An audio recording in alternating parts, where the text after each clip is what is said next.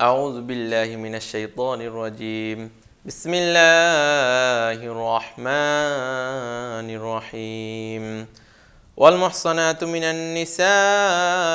إلا ما ملكت أيمانكم كتاب الله عليكم وحل لكم ما وراء ذلكم أن تبتغوا بأموالكم محسنين غير مسافحين فما استمتعتم به منهن فآتوهن أجورهن فريضة ولا جناح عليكم فيما تراضيتم به من بعد الفريضة إن الله كان عليما حكيما. ومن لم يستطع منكم طولا أن ينكح المحصنات المؤمنات فمما ملكت أيمانكم من فتياتكم المؤمنات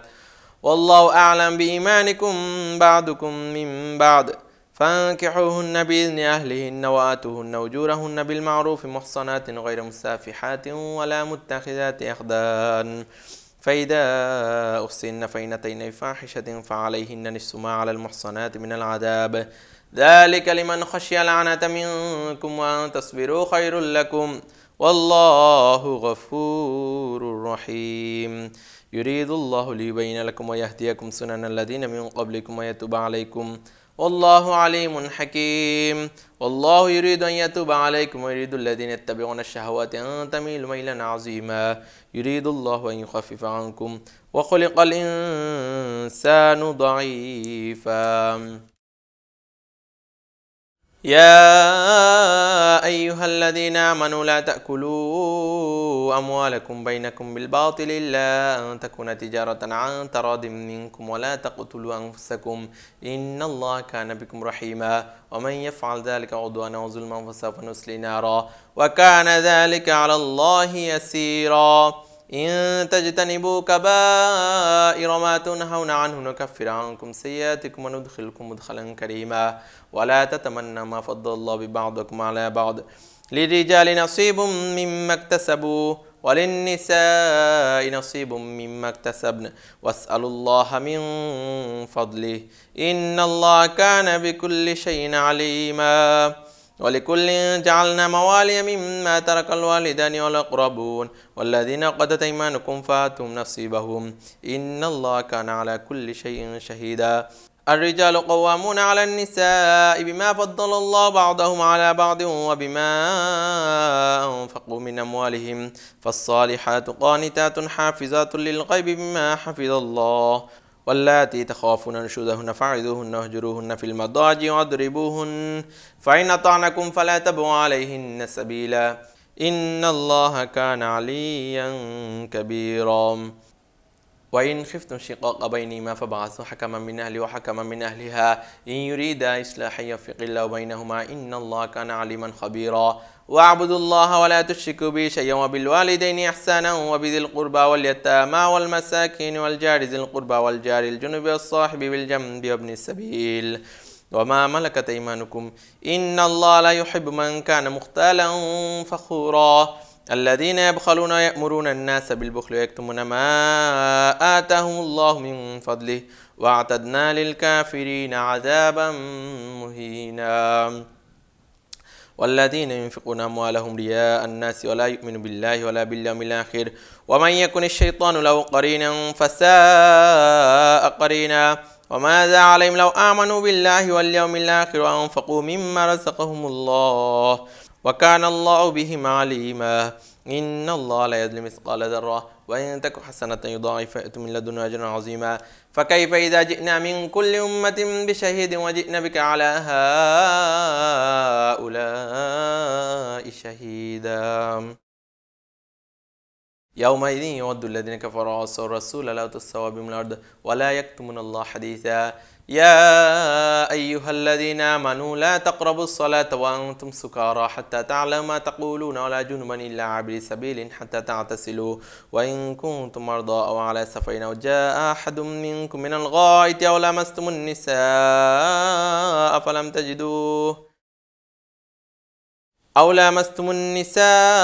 فلم تجدوا ماء فتيمموا صعيدا طيبا فامسحوا بوجوهكم وأيديكم إن الله كان عفوا غفورا. ألم تر إلى الذين أوتوا نصيبا من الكتاب يشترون الضلالة ويريدون أن تضلوا السبيل والله أعلم بأعدائكم وكفى بالله وليا وكفى بالله نصيرا. من الذين هادوا يحرفون الكلمة عن مواضعه ويقولون سمعنا وعصينا واسمع غير مسمع وراغنا ليا بألسنة وطعنا في الدين ولو أنهم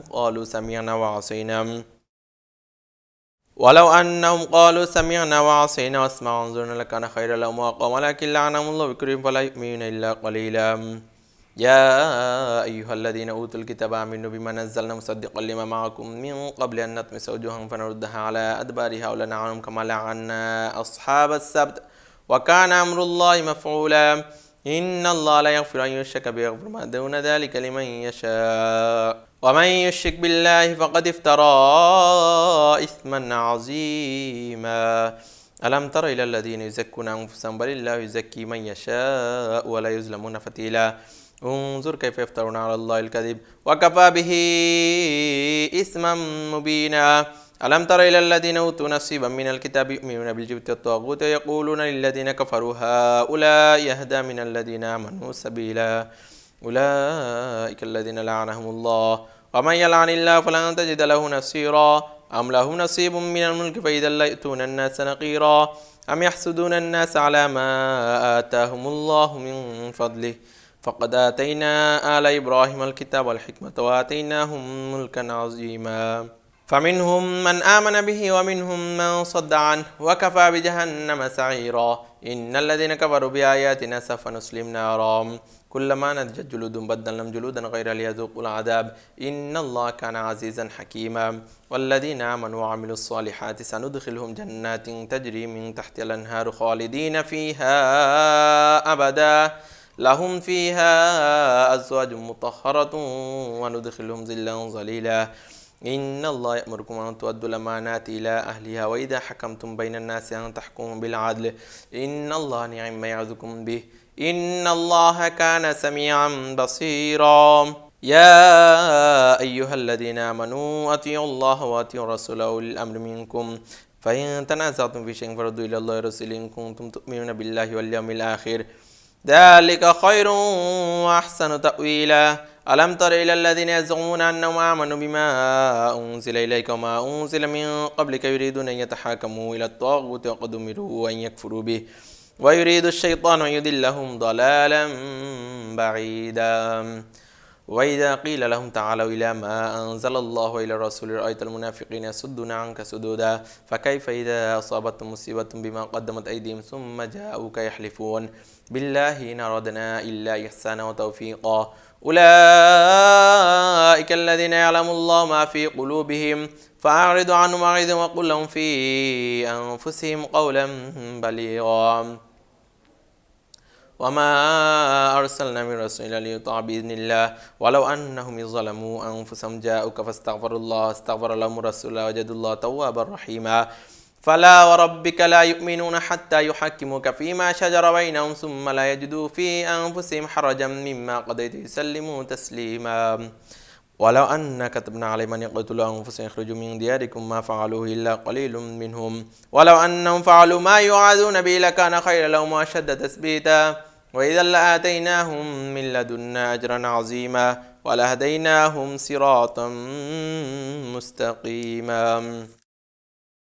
ومن يطع الله ورسوله فأولئك مع الذين أنعم الله عليهم من النبيين والصديقين والشهداء والصالحين وحسن أولئك رفيقا ذلك الفضل من الله كفى بالله عليما يا أيها الذين آمنوا خذوا حذركم فانفروا ثبات وانفروا جميعا وإن منكم لمن ليبطئن فإن أصابتكم مصيبة قال قد أنعم الله علي إذ لم أكن معهم شهيدا ولئن أصابكم فضل من الله ليقولن كأن لم تكن بينكم وبينهم مودة يا ليتني كنت معهم فأفوز فوزا عظيما فليقاتل في سبيل الله الذين يشرون الحياة الدنيا بالآخرة ومن يقاتل في سبيل الله فيقتل أو يغلب فسوف نؤتيه أجرا عظيما وما لكم لا تقاتلون في سبيل الله المستضعفين من الرجال والنساء والولدان الذين يقولون ربنا أخرجنا من هذه القرية الظالم أهلها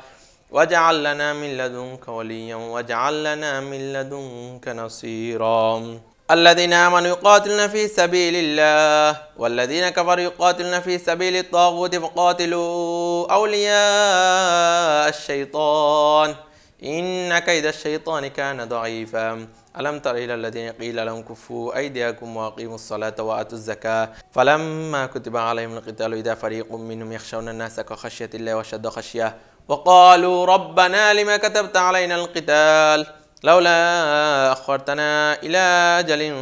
قريب قل متاع الدنيا قليل والآخرة خير لمن اتقى ولا تظلمون فتيلا أينما تكونوا يدرك الموت ولو كنتم في بروج مشيدة وإن تصب حسنة يقول هذه من عند الله وإن تصب سيئة يقول هذه من عندك قل كل من عند الله فما لهؤلاء القوم لا يكادون يفقهون حديثا ما أصابك من حسنة فمن الله وما أصابك من سيئة فمن نفسك وأرسلناك للناس رسولا وكفى بالله شهيدا من يطع الرسول فقد أطاع الله من تولى فما أرسلناك عليهم حفيظا ويقولون طاعة فإذا برزوا من عندك بيت طائفة منهم غير الذي تقول والله يكتم ما يبيتون فأعرض عنهم وتوكل على الله وكفى بالله وكيلا أفلا يتدبرون القرآن ولو كان من عند غير الله لوجدوا فيه اختلافا كثيرا وإذا جاءهم أمر من الأمن والخوف أذاعوا به ولو ردوا إلى الرسول وإلى أولي الأمر منهم لعلمه الذين يستنبطون منهم ولولا فضل الله عليكم ورحمته لاتبعتم الشيطان إلا قليلا فقاتل في سبيل الله لا تكلف إلا نفسك حرج المؤمنين عسى الله أن يكف بأس الذين كفروا والله أشد بأسا وأشد تنكيلا من يشفع شفاعة حسنة يكن له نصيب منها ومن يشفع شفاعة سيئة يكن له كفل منها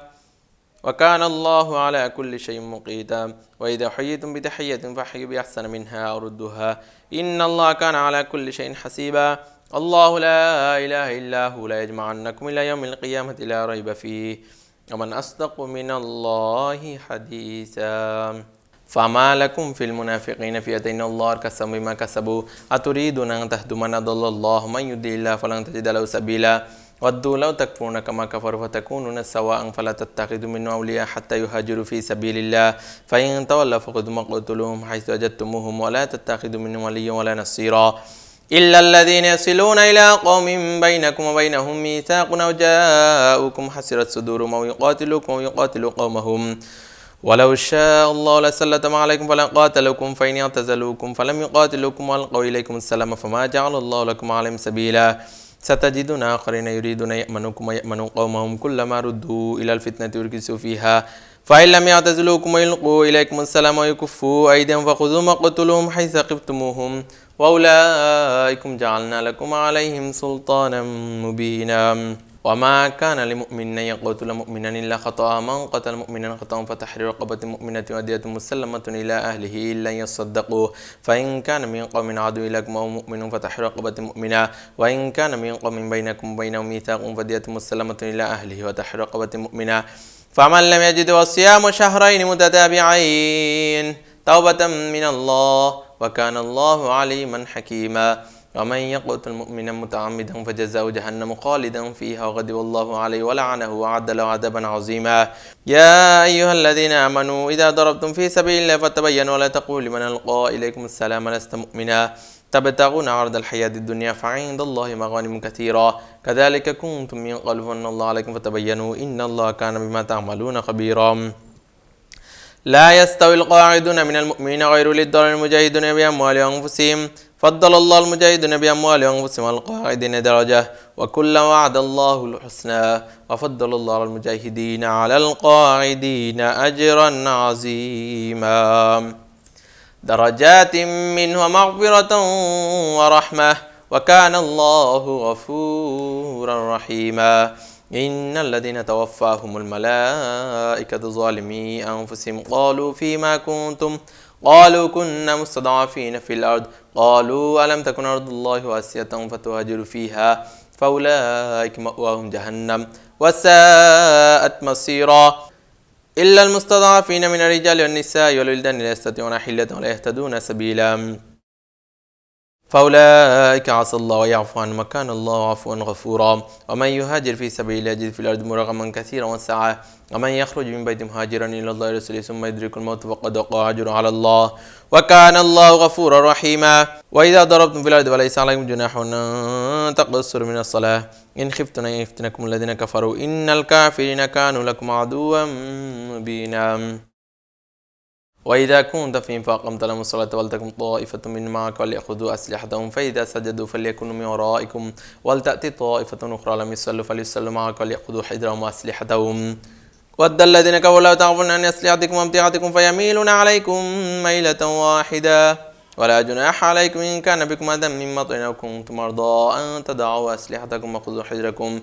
إن الله أعد للكافرين عذابا مهينا فإذا قضيتم الصلاة فاذكروا الله قياما وقعودا وعلى جنوبكم فإذا اطمأننتم فأقيموا الصلاة إن الصلاة كانت على المؤمنين كتابا موقوتا ولا تهنوا في ابتغاء القوم إن تكونوا تألمون فإنهم يألمون كما تألمون وترجون من الله ما لا يرجون وكان الله عليما حكيما إنا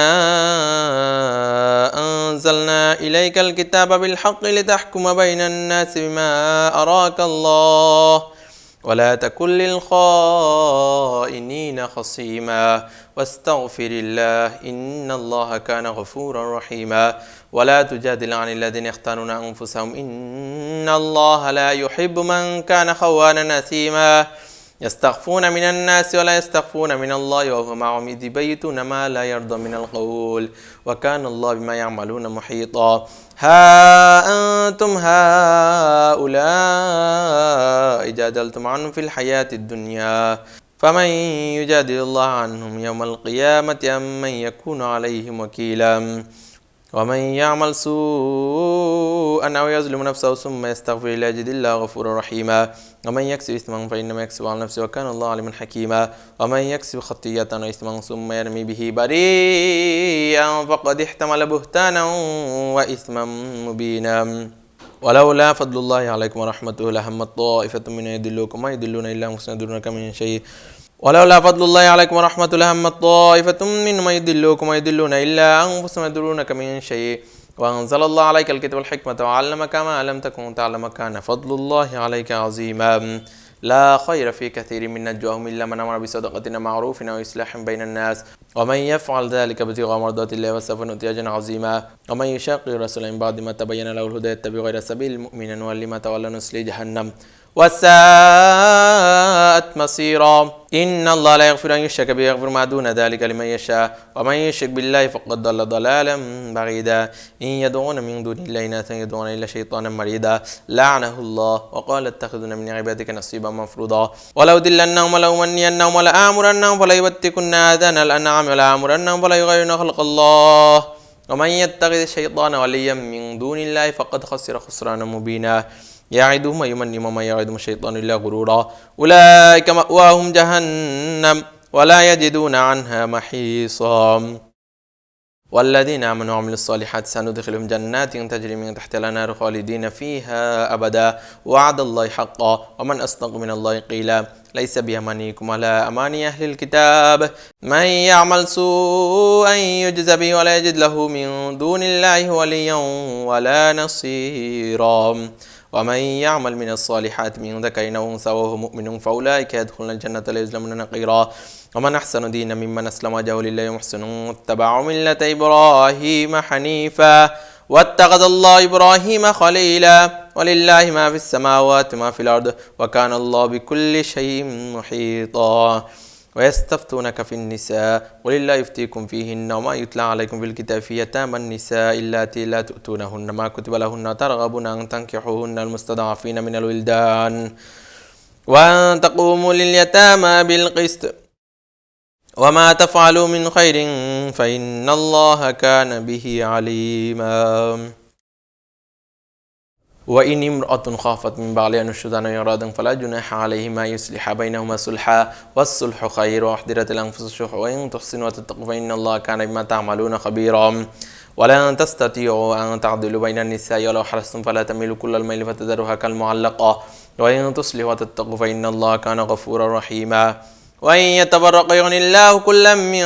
سعته وكان الله واسعا حكيما ولله ما في السماوات ما في الأرض ولقد وصينا الذين أوتوا الكتاب من قبلكم وإياكم أن اتقوا الله وإن تكفروا فإن لله ما في السماوات ما في الأرض وكان الله غنيا حميدا ولله ما في السماوات ما في الأرض وكفى بالله وكيلا إن يشأ يذهبكم أيها الناس يأتي بآخرين وكان الله على ذلك قديرا من كان يريد ثواب الدنيا فعند الله ثواب الدنيا والآخرة وكان الله سميعا